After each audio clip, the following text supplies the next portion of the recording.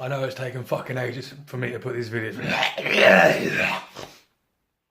I know it's taking a long time for me to put these videos up, but I've got college work and I also work full time. So I get like 1 day a week off and then I have to do coursework, which is what I've been doing now. So it's going to take a long time. Anyway, so I took the Audi out about 2 weeks ago, and on the drive home it decided to stop charging, which when you've got a battery that doesn't hold charge at night time doesn't work very well. So I'm going to try and fix that. Oh, hi there. You join me live from inside the piece of shit. Yeah. I'm not sure what's going on because the battery's not holding charge. So either the battery's fucked or the reg's not turning off, which is going to cause it to drain. However, regardless of what way you look at it, there isn't even enough voltage to turn the voltmeter on anymore. It's just kind of flickering, which isn't good. So we're going to fix that.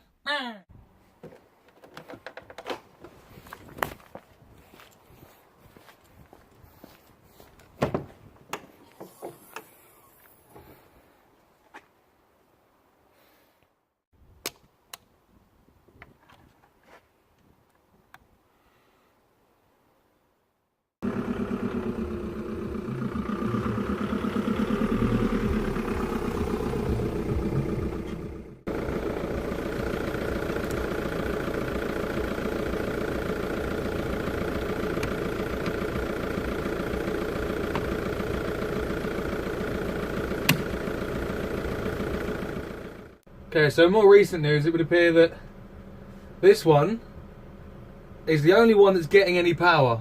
So we've got to figure out why. This one's got dedicated runs coming from the battery, whereas these ones have robbed the power from the stereo. So in light of recent discoveries, the switch now turns on when I take the power supply from the voltmeter. So which would imply that the issue is with the power supply going to the switches from the battery itself. So maybe some jiggery pokery to happen. Got to hold these like chopsticks, isn't it?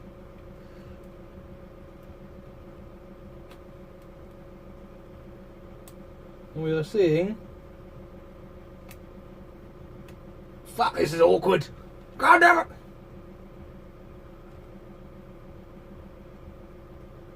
Show me faults!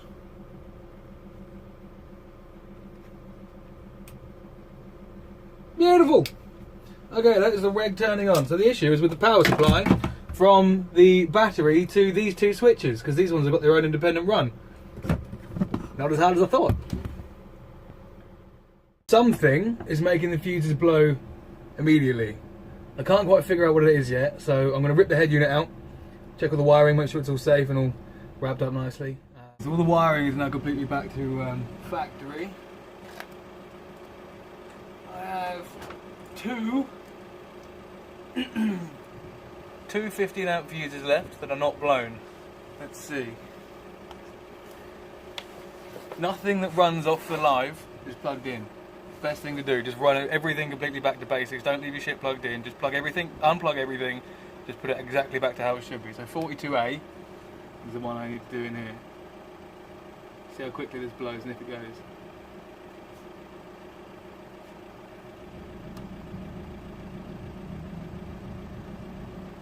Okay, still intact. Good start. See what happens when plug the head unit back in. Fuse on the head unit has been checked and is perfectly intact. Wiring is completely back to standard. I know it's like spaghetti junction in there. It will be tidied up. I'm lying, it won't. I'm going to put it all back in and obviously just tell everyone I tidied it up. I'm not going to tidy it up, I can't be bothered. So, wiring harness is completely back to standard. Everything's insulated, nothing's bare, nothing's loose. If it goes, this would employ short inside the head unit.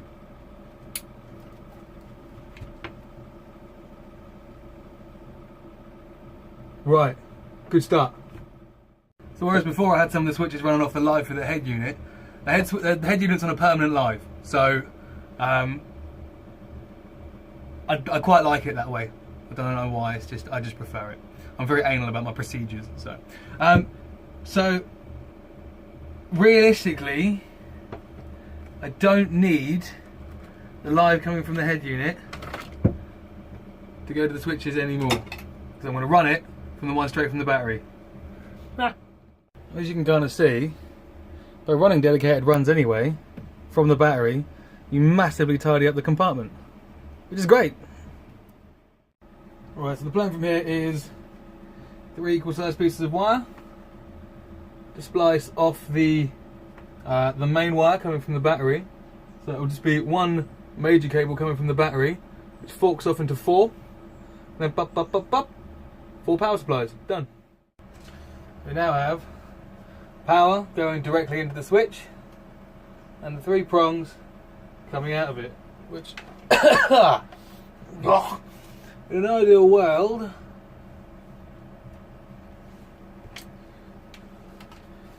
I'm going to pop up with some magical numbers in a second. Yeah, boy! Stable power.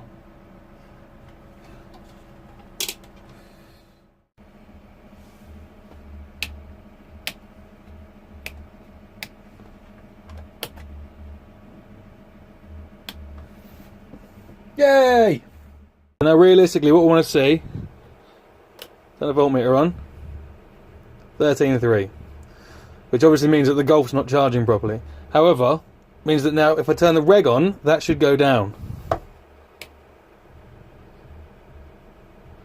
Wonderful!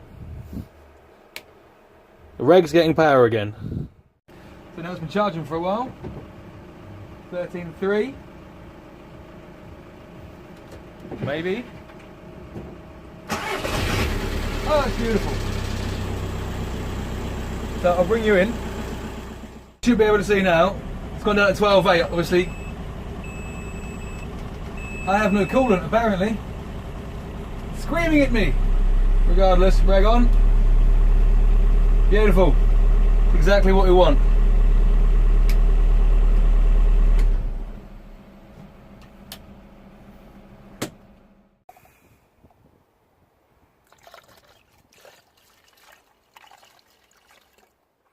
So after nearly 2 hours of coming out here and trying to find out what I wanted to find out, I can now try and find out what I wanted to find out. But let's see if it starts on its own first.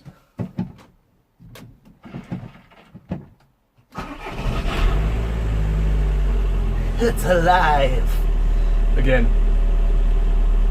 Currently at... what's that? 11.9 volts. Good stuff. Can you see that? So reg on.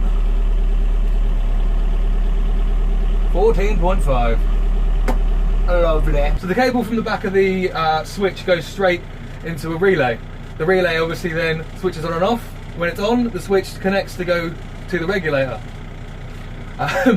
And so what I need to find out is if the relay is in fact turning off.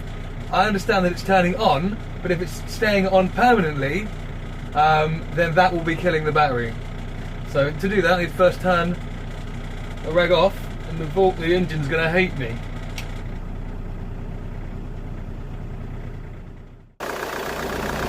Everything's working fine.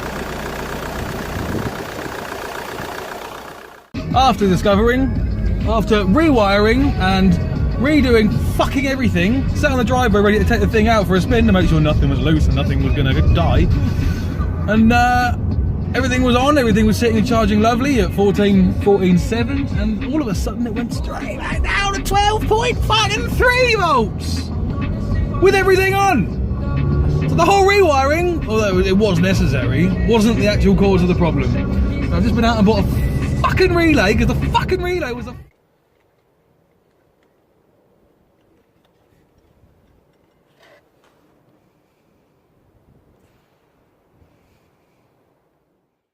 That's it, I'm done, I'm giving up. Turn it off, fucking change the relay, turn it back on. 14.6, 2 minutes later, 12 volt, 14.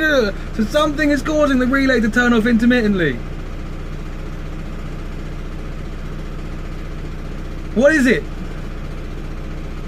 Can it just be the switch? Should I just try a different switch? I'm going to try a different switch. Mechanical gremlins are not that bad, because you can just be like, oh, I'm just going to replace this bit.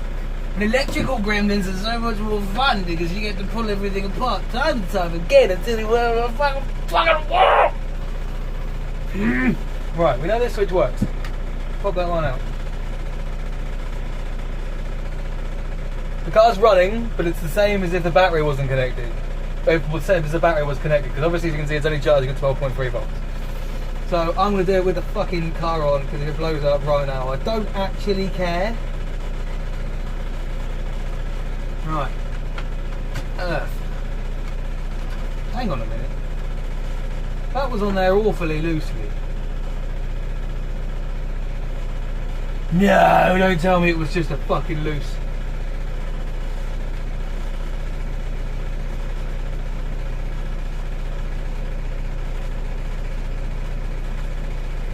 And this may work, but it's not telling how long it's going to work for. Fucking! Choose the fucking... One of the... You fucking wanger, get out of my way! One of the cables, the cable that went between the switch and the between the switch and the relay, was too tight. So every time I shut the bonnet, and because of the area it ran through, it went under the bonnet catch. The bonnet catch hit it, pulled on it ever so slightly, and in doing so, pulled it out the back of the switch. Didn't pull it off the relay, so the old relay was perfectly fucking fine. And so, yeah, long story short, my cable's a bit longer than they need to be. Because I've just spent 3 hours, for no reason whatsoever, pissing about with a switch because I couldn't be asked to make a cable an inch longer. I haven't replaced the cable, I've rerouted it. However, I will be replacing the cable. A lot of people don't realise about wall cars is that you get used to driving them when they're really, really heavy. So you learn how to do certain... Oh, there's a lot of rust on these brakes. You learn how to drive a heavy car. It's like driving a completely different car if you've never driven a wall car. Because obviously in the back you've got probably sometimes the best part of half a tonne, maybe more than half a tonne. So you learn where your clutch biting point is, so you don't burn it quickly. You learn how to change gear properly, you know, more so than you would otherwise, so you don't end up just chewing through a gearbox.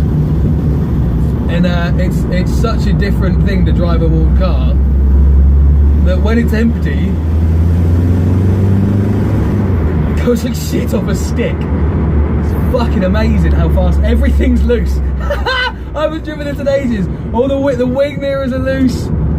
The interior light's loose. There's a Civic next to me. And yeah, it's weird. I've driven this thing obviously before, but it had a boost leak, so I fixed the boost leak. So I'm just gonna have fun driving around in this little thing for the next sort of 15 minutes, and yeah. So thank you for again watching. And probably face palming yourself time and time again and being like, what the fuck is this idiot doing?